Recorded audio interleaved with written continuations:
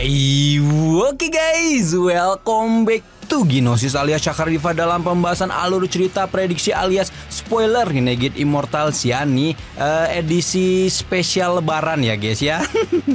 Gimana kalian? Mudik kemana guys? Tulis dong di kolom komentar.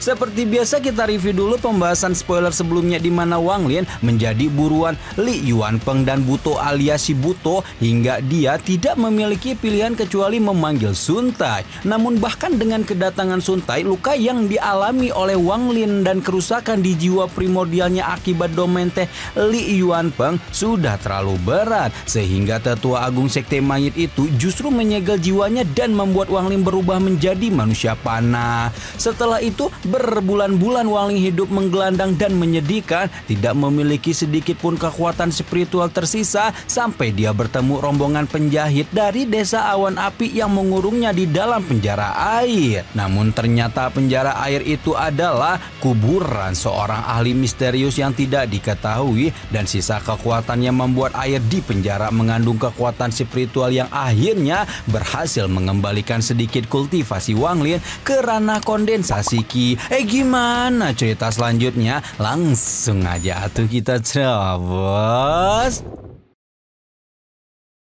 Setelah puas menyerap seluruh kekuatan spiritual di lumpur penjara air, Wang Lin juga mulai menyempurnakan batu roh berkualitas tinggi sehingga kekuatan spiritualnya telah mencapai ranah kondensasi Ki tingkat 6.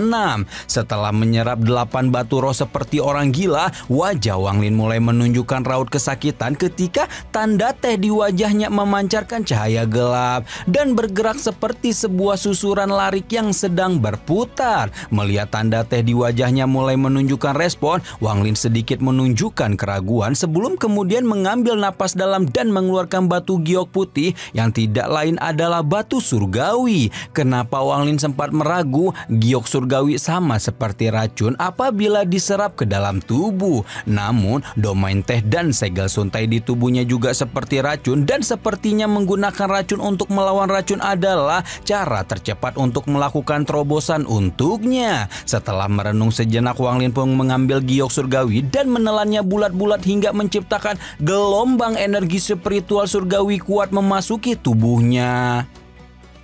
Menyempurnakan giok surgawi jelas bukan sesuatu yang mudah untuk dilakukan, namun karena Wang Lin pernah menelan giok surgawi sebelumnya, dia tetap tenang saat mengendalikan gelombang energi spiritual surgawi untuk menyerang domain teh. Tubuh Wang Lin bergetar hebat setiap kali energi spiritual surgawi bertabrakan dengan segel domain teh, namun hal yang sama juga terjadi pada domain tersebut sehingga samar-samar Wang Lin dapat merasakan bahwa segel domain teh mulai mengalami keretakan. Serangkaian suara berderak datang dari dalam tubuh Wang Lin dan pada titik ini sekitar 10% dari tanda teh di wajah Wang Lin telah retak dan jatuh sebelum berubah menjadi gas hitam yang menghilang.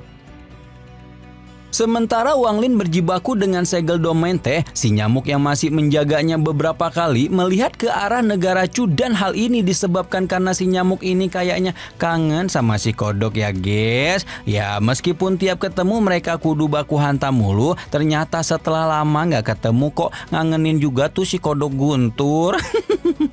Tanpa mempedulikan nyamuk yang kangen sama sohibnya, Wang Lin terus fokus menghancurkan segel domain teh dan setelah berusaha sekian lama sampai membuat wajahnya pucat pasi, Wang Lin dapat merasakan bahwa pembukaan domain teh akhirnya muncul. Begitu domain teh terbuka, sejumlah besar energi spiritual dari luar memasuki tubuh Wang Lin hingga membuat kultivasinya pulih ke ranah pembentukan pondasi. Dengan tingkat kultivasi ini, Wang Lin bisa menggunakan banyak harta di dalam tas penyimpanannya dan dengan perlindungan si nyamuk, Wang Lin akan baik-baik saja selama tidak bertemu ahli ranah formasi jiwa. Karena tidak bisa menyerap lebih banyak giok surgawi dengan ranahnya yang sekarang, Wang Lin berambisi untuk segera mencapai ranah formasi inti dan mengambil satu giok surgawi lagi demi memastikan domain teh akan sepenuhnya terbuka. Wang Lin menyadari bahwa batu roh tidak akan memberikan banyak bantuan dan berpikir untuk menemukan tempat dengan energi spiritual yang lebat untuk mengembangkan kultivasinya. Karena itulah Wang Lin berniat untuk menemukan sekte terdekat dan menjadi murid di sana sebelum akhirnya mengendarai nyamuk untuk meninggalkan desa awan api.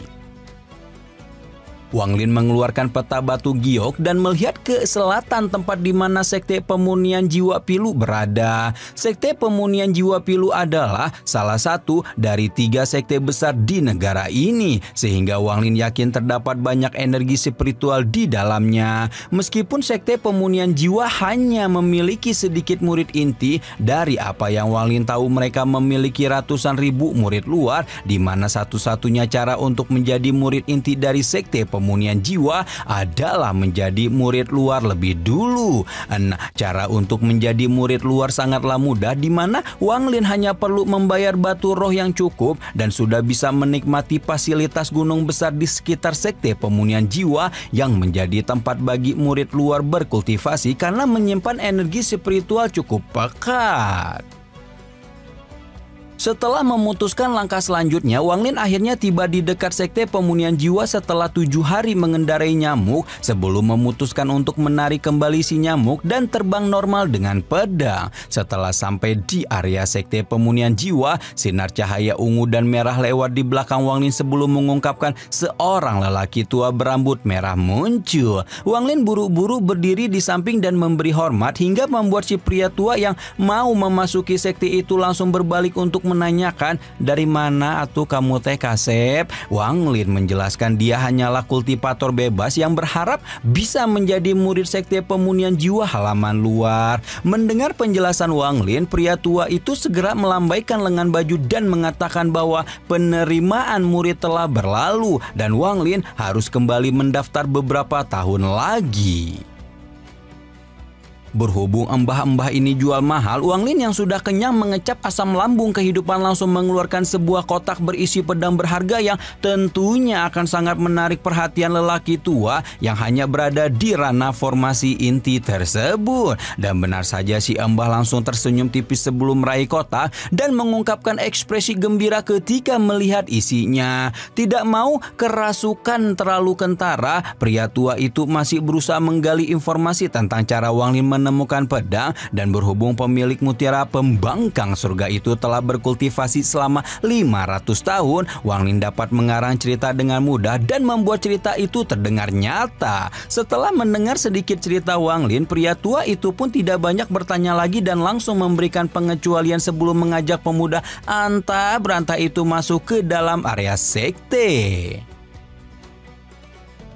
Embah yang bernama Rambut Merah itu menunjukkan jalan kepada Wang Lin memasuki sekte sampai akhirnya berhenti di sebuah tebing dengan istana mewah di dalamnya sebelum memanggil seorang pria parubaya lain yang bernama Chang Dawei. Rambut Merah tidak berbicara banyak ketika meminta Chang Dawei untuk mengangkat Wang Lin sebagai murid luar sebelum kemudian terbang menuju kejauhan. Chang Dawei yang ditinggalkan bersama Wang Lin hanya bisa menunjukkan tatapan males sebelum bertanya tentang identitas Wang Lin serta harta apa yang dia berikan kepada si Rambut Merah. Wang Lin dengan penuh hormat memperkenalkan diri sebagai Qianmu dan menjelaskan sekali lagi tentang cerpen yang dia karang bebas beberapa waktu lalu. Chang Dawei melemparkan sebuah token hitam kepada Wang Lin dan memberitahu bahwa pemuda itu dapat menggunakan goa ke 1090 dengan harta 1 batu roh kualitas menengah. Wang Lin pura-pura menunjukkan ekspresi tidak rela ketika mengeluarkan batu roh kualitas menengah sebelum kemudian mendapat penjelasan dari Chang Dawei bahwa 6 bulan lagi akan ada kompetisi murid luar dan apabila Qianmu alias Wang Lin mau berlatih keras serta mendapat keberuntungan, mungkin dia akan segera dipromosi menjadi murid halaman dalam. Nah, sementara Wang Lin telah membuat jalannya menuju Sekte Pemurnian Jiwa, Liu Mei, calon bininya Wang Lin yang diperintahkan oleh Zhu Kueji, menargetkan Wang Lin melihat giok yang diberikan gurunya untuk mendeteksi Wang Lin mulai bereaksi dan membuat gadis cantik itu langsung bertinyi-tinyi apakah pemuda itu sedang berada di Sekte Pemurnian Jiwa. Selain Liu Mei, kita tengokin juga Yushi Antek Dajjal Buto alias Buto yang selama ini masih dikejar oleh anak iblis Suntai dan dibuat terluka parah sampai terpaksa melarikan diri dengan jiwa primordialnya. Kondisi yang menyedihkan ini membuat Buto sudah tidak tahu lagi kabar Cihu dan anggota klannya. Bahkan sudah tidak memiliki waktu untuk memikirkan Wang Lin dan mutiara pembangkang surga. Karena itulah Buto kembali diam-diam ke markas klan iblis raksasa dan langsung langsung melakukan retreat untuk memulihkan diri tanpa berani mencari Wang Lin lagi karena Suzaku juga sudah mulai melakukan penyelidikan tentang menghilangnya Zheng Niu. Tapi setidaknya Buto masih mendapatkan pedang abadi dan ketika dia memanggil jiwa pedang yang ada di dalamnya, Suligo langsung memohon belas kasihan sambil berkata bahwa dia hanya dipaksa oleh Wang Lin untuk menjadi jiwa pedang. Buto memicingkan mata melihat Suligo yang agak aneh karena roh pedang biasanya sangat setia. Namun Suligo masih terus menjelek-jelekan Wang Lin dan membuat Buto mulai mendengus sebelum melepaskan sinar hijau ke arah Suligo. Buto dibuat terkejut ketika melihat sinar hijau yang seharusnya berfungsi sebagai segel itu hanya sedikit menyakiti jiwa pedang di depannya. Nah, tapi Suligo terus melancarkan serangan rayuan dan berkata bahwa dia akan setia kepada Buto yang tidak memperlakukannya dengan buruk seperti Wang Lin dan berjanji apabila dia melanggar, Suligo akan membiarkan 10.000 setan menembus hatinya. Buto akhirnya mulai percaya padahal di dalam hati Suligo menghela napas lega karena dia hanya pura-pura menyerahkan diri.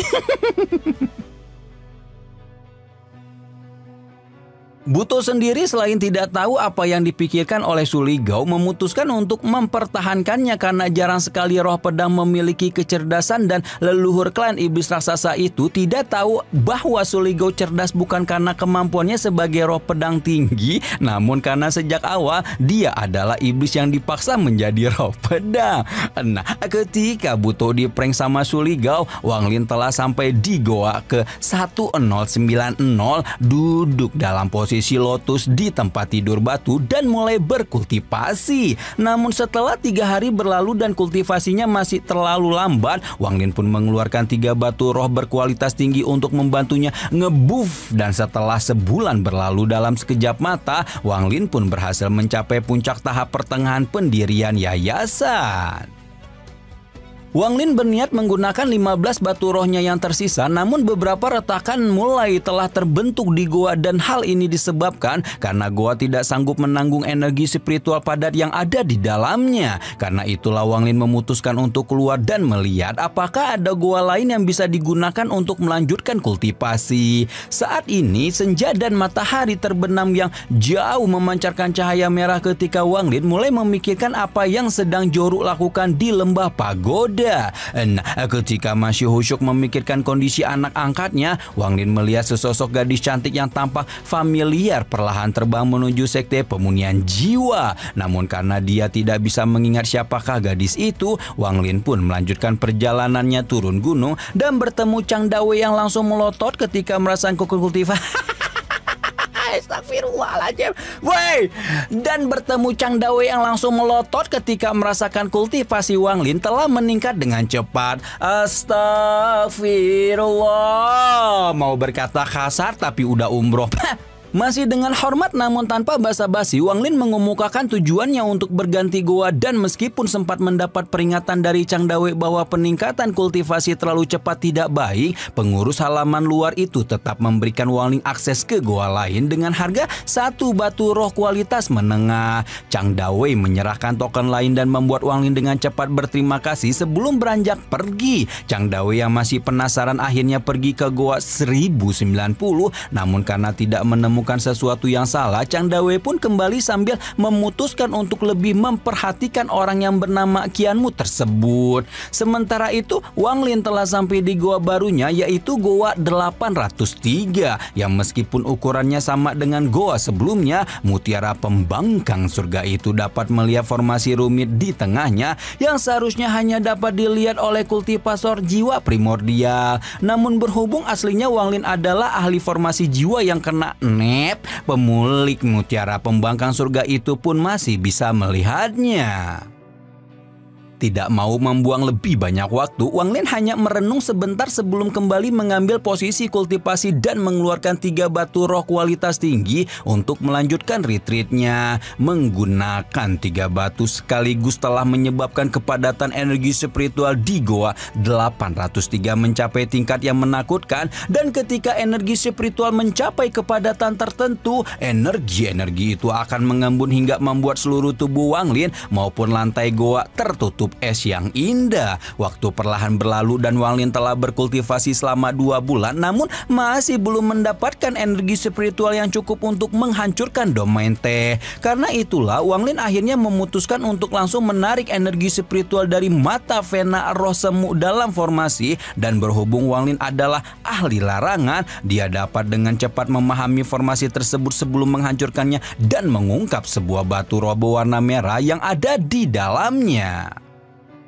Tanpa sepatah kata pun, tangan kanan Wang Lin menekan batu merah dan membuat sejumlah besar energi spiritual yang tak terduga melonjak keluar dari batu kristal kun sebelum menyerbu ke dalam tubuh Wang Lin seperti air banjir. Gempuran energi spiritual itu membuat tanda teh di wajah Wang Lin semakin redup, dan meskipun belum hancur sepenuhnya, Wang Lin yakin segel domain peninggalan Li Yuanpeng itu sudah sangat melemah. Sementara itu, orang yang sudah meninggalkan segel domain sedang khusyuk memulihkan diri di negara salju setelah sebelumnya diserang habis-habisan oleh petir hitam Suntai sampai membuatnya sangat kesulitan melarikan diri. Sebenarnya Li Yuanpeng adalah ahli transformasi jadi-jadian yang menerobos dengan bantuan teknik rahasia, sehingga pondasinya sebagai ahli transformasi jiwa masih jauh lebih lemah dibanding ahli di ranah yang sama. Meskipun begitu, Li Yuanpeng masih optimis Wang Lin akan menderita karena domain tehnya bukan sesuatu yang bisa dipatahkan dengan mudah. Nah, ketika Li Yuanpeng, si antek-antek dajjal ini, menyumpahi Wang Lin hidup ngenes atau bahkan meninggoy sekalian, orang yang sedang dijuliti justru telah mencapai puncak tahap akhir dari pendirian yayasan dan berencana menemukan tempat lain yang lebih padat energi spiritualnya untuk melanjutkan kultivasi. Ketika Wang Lin berjalan keluar dari goa, dia kembali melihat gadis familiar yang sebelumnya dia lihat ketika keluar goa 1090. Di mana gadis itu sebenar-benarnya adalah avatar Liu Mei yang dulu juga sempat bertemu Wang Lin ketika masih berada di sekte Xuandao. Meskipun Liu Mei tidak salah lagi adalah wanita yang gelis pol pisan ya, yang bahkan membuat kalian itu terpana dan sampai bisa ngiler gitu ya, bahkan lebih cantik daripada Hongdi dan dapat dibandingkan dengan keindahan Limuan. Wang Lin masih tidak terlalu tertarik dan memutuskan untuk lanjut mencari goa lain dengan formasi mata Vena roh semu luar lebih luar. Setelah memeriksa beberapa tempat, Wang Lin melihat angka 743 di atas pintu batu, di pintu goa, dan menyadari bahwa ada seseorang yang sedang berkultivasi di dalamnya. Namun belum sampai Wang Lin mengambil tindakan, Chang Dawei sudah keluar dari rumahnya dan sekali lagi melotot ketika memanggil Wang Lin untuk datang. Saking terkejutnya melihat pemuda itu telah mencapai akhir pendirian yayasan. Mata Chang Dawei menyusut dan jantungnya mulai berdecak kencang ketika melihat kianmu ini memang sangat-sangat aneh, dan tidak ragu untuk berpikir bahwa lain kali mereka bertemu kianmu mungkin sudah mencapai ranah formasi inti sehingga dia harus memanggilnya sesama kultivator. Sedikit niat buruk muncul di mata Chang Dawei, tapi dengan cepat disembunyikan ketika malah memuji Wang Lin akan memiliki banyak peluang untuk mengikuti kompetisi halaman dalam beberapa bulan lagi. Wang Lin samar-samar tersenyum dan bertanya apakah dia bisa mendapatkan goa lain untuk berkultivasi, dan membuat Chang Dawei terkejut karena goa di bawah 700 membutuhkan izin dari seorang panatua. Wang Lin menggelengkan kepala ketika berkata bahwa dia hanya ingin goa 743 dan langsung memberikan 2 batu roh kualitas menengah sebagai gratifikasi. Chang Dawei mencibir sedikit ketika berambisi untuk melakukan pengintaian malam nanti dan mengungkap rahasia di balik kultivasi luar biasa cepat yang kianmu lakukan. Namun keduanya pergi ke goa 743. Ahli yang ada di dalamnya menolak untuk pindah, sehingga Chang Dawei meminta Wang Lin kembali agar dia bisa menemukan goa lain untuknya esok pagi. Nah, ceritanya emang Chang Dawei ini enggak pengen aja ngasih kamar nomor 743 ke Wang Lin, dan di malam harinya dia masuk paksa ke dalam goa Wang Lin untuk menangkap pemuda itu.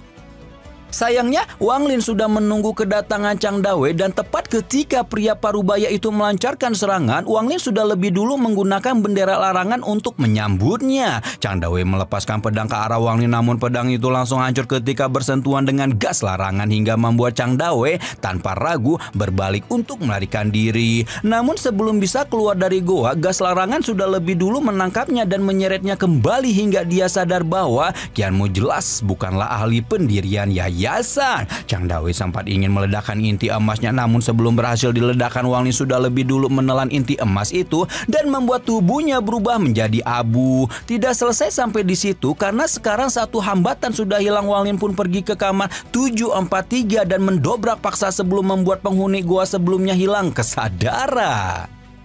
Setelah membuat penghuni Goa 743 pengsan, Wang Lin memotong dinding goa dan menemukan terowongan dengan ruangan yang bersinar emas ada di ujungnya. Tanpa pikir panjang, Wang Lin menahan penghuni goa dengan larangan sebelum kemudian masuk ke dalam terowongan hanya untuk menemukan bahwa di dalam kedalaman goa ada deposit batu roh yang tak terhitung jumlahnya. Wang Lin mulai meledakkan 3 batu roh hingga membuat energi di dalam ruangan menggila dan menekan tubuhnya dari segala penjuru.